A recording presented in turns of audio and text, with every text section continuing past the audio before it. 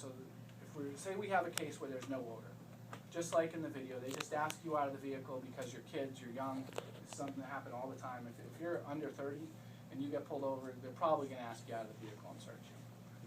I'm going to talk in generalizations. Realistically, every case is different. Okay, what's said and how the officer asks you is different. If an officer says, can you please step out of the car, they ask you in somewhat of a nice manner, that's considered not an order, not a detention. Okay? If they order you out of the vehicle, that's a detention. Okay? The difference between those two things is Miranda issues. That becomes a detention.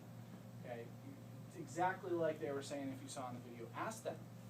Ask them, am I being detained? Am I being detained?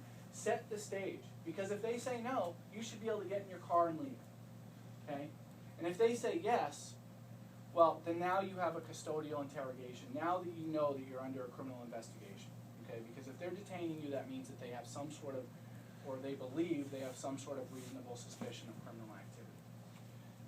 Always, okay, invoke your right to say no to searches and seizures. Okay? They're going to ask you, and they do trick you. And what they will do, what I see a lot of times, is they'll ask you a series of questions. Do you have drugs in your vehicle? No. Do you have weapons in your vehicle? No. Do you have any alcohol in your vehicle? No. Do you have anything illegal in your vehicle? No. You don't mind if I search them? Okay, they try to set you up with a string of no's, so if you're not really paying attention or listening, that last no should be a yes. Okay? And they kind of did it in the video, but that last no, and that's what they're trying to do. They're trying to get you into a pattern, and I hear it over and over again.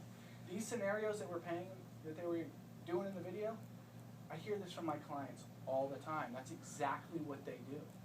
Exactly what they do. And a lot of times they go a lot further with threats and things like that, especially when you get into a house. They will threaten you with everything to get the search.